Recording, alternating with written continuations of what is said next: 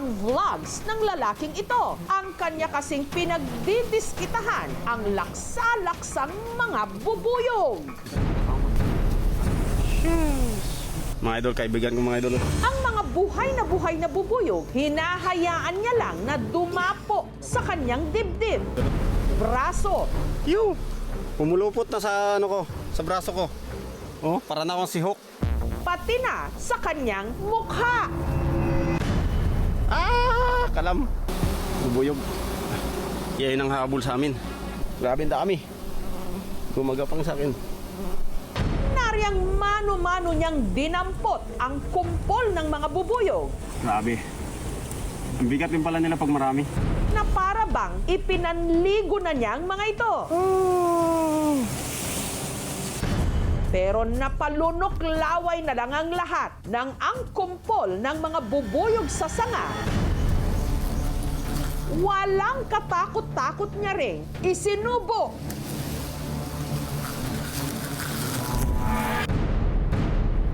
Ngunit ang ipinagtataka nila, kahit anong gawin ng lalaki sa mga bubuyog, tila hindi raw siya kinakagat o ginagantihan ng mga ito.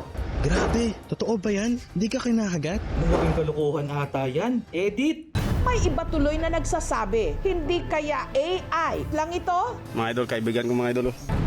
At kung totoo man, hindi ba't napakadelikado ng ganitong gawain? Dahil ang sting o tusok ng bubuyog nakamamatay.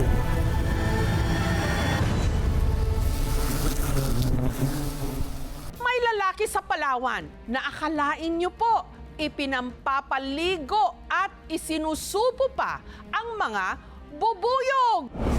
Ang kabundukan ng Rojas sa Palawan, sinusuyod ng binansagang bee whisperer na si Bong para makakolekta ng ibibenta niyang pulot-pukyutan o honey. Since 2012, nangunguha na po kami ng pulot. Ang bintahan po dito sa amin ng pulot, 1,000 or 2,000 sa isang galon.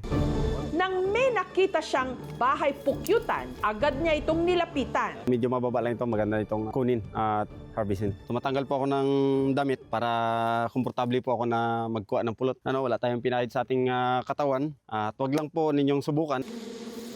Baldi, nalagayan po ng honey. Una niya munang pinausukan ng beehive.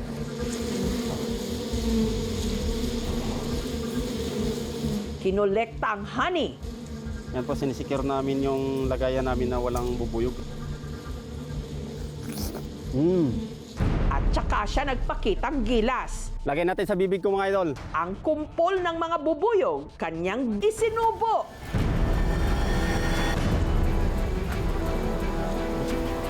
Paalala lang po, huwag na huwag itong gagayahin. Hindi po ako kinakagat. Wala pong tusok na nangyari. Kusa lang silang lalabas.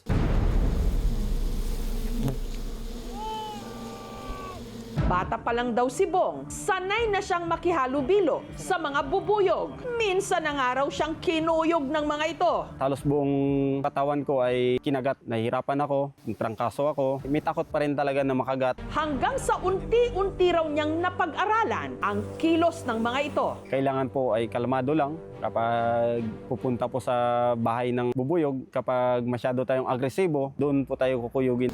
Kalaunan, ang mga agresibong bubuyog, kanya pa raw na paamo. Unti-unti po ay sinubukan ko na rin na ipaligo, isubo, na hindi po ako nakakagat. Hanggang sa ginawa na rin niya itong content sa kanyang vlog. Idol, may nag-request daw sa'yo hilamusin mo daw. Pasok sa ilong ko. Tumaas yung threshold ng mga exposure ng self sa risk dahil yung dati nating mga ginagawa ay hindi na siya nakakakuha ng atensyon. In a society of spectacle, ang sarili natin ang naging produkto para sa likes dahil naging monetized ito. Malaking bagay pong kumikita kami ng ganitong halaga. Sa panahon ng season ng honey, wala po kaming halos kinikita sa aming palaisdaan. Ang tanong, bakit nga ba tila napapaamo ni Bong ang mga bubuyog? Siguro nga may immunity siya. Nade-develop over time. Ganon din yung venom. Pag pumunta sa'yo and then palagi, parang less na ang impact sa'yo. Ang paalala naman ng eksperto, ang ginagawa ni Bong sadyang napaka-peligroso. Kahit isa lang ang maka-sting sa'yo at tamaan ka sa mata, it can make you blind. Pag na-sting yung mga dila niya, lalaki yung dila niya kasi magsuswell, hihirap na sa paghinga hanggang sa mamatay. Mag-iingat talaga pagdating sa bubuyog. Huwag pong magkumpiyansa na maamo ito. Kung lagi nating ginagambala ang mga bubuyog, magdudulot ito ng stress sa kanila. Maaaring magkaroon din sila ng mga injuries. Let them be. Hayaan natin ang mga bubuyog. Alam namin kung saan kami dapat magpwesto. Alam namin kung paano namin kukunin. Pero mag-ingat dahil ang ilan, buhay ang naging kapalit. Gaya ng nangyari sa kinakasama ni Angeline na si Carlo. Para may pandagdag kita, lalo na't buntis si Angeline, nangongolekta si Carlo ng pulot sa Dumalinaw, Zamboanga del Sur. Nagmawag may papa dito. Nagkaduhan ako po ako na balite. Magsadlan siya pangitag putsukan. Muli na po siya pagkapon dito sa pagadan para mo-duty na po magagabi. Isip po sa ka-security guards. Tara guys, nisaka na. Nitong April 30, muli raw namulot si Carlo kasama ang kanyang kapatid na si Carmelito. Diri mi dapita namuhag mao ning balitiya among ang gitaptan sa putyukan nga ang mong puhagon sa akong magulang diyon. Pagsaka niya dito, sir gilargon niya og sulong ang putyukan. Dayon pagpanglupad, naalang-alang sa aso, siya mo'y gitabangan. Ang hindi alam ni Carlo, siya na pala mismo ang pupuntiryahin ng mga bubuyog. Daghan gigay siya mga pinakan sa putyukan siyang kamot sa tiil. Duda mi murag mao gito ang hinungdan nga nahagbong siya.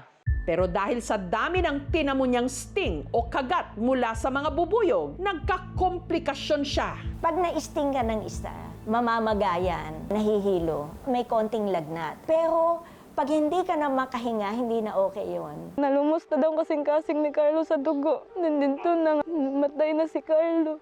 Ito naman yung Apis breviligula. Kulay itim. Pag nasting ka lang ng isa at ikaw ay allergic, posible kang mamatay. In case lang na by accident na merong naka-sting sa'yo, kumuha ka ng dahon, apisain mo yon, cover that wound, it will prevent the influx of the beast that will be attacking you.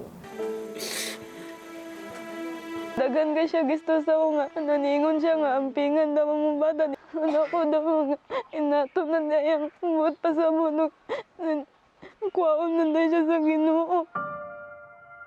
Gano'ng umasa mo na kanon. Nakaya pa na akong padakong bata. Bawat patak ng pulot o honey, ginto, lalo't para lang ito makuha ang nakataya. Buhay! Thank you for watching, mga kapuso. Kung nagustuhan niyo po ang videong ito, subscribe na sa GMA Public Affairs YouTube channel. And don't forget to hit the bell button for our latest updates.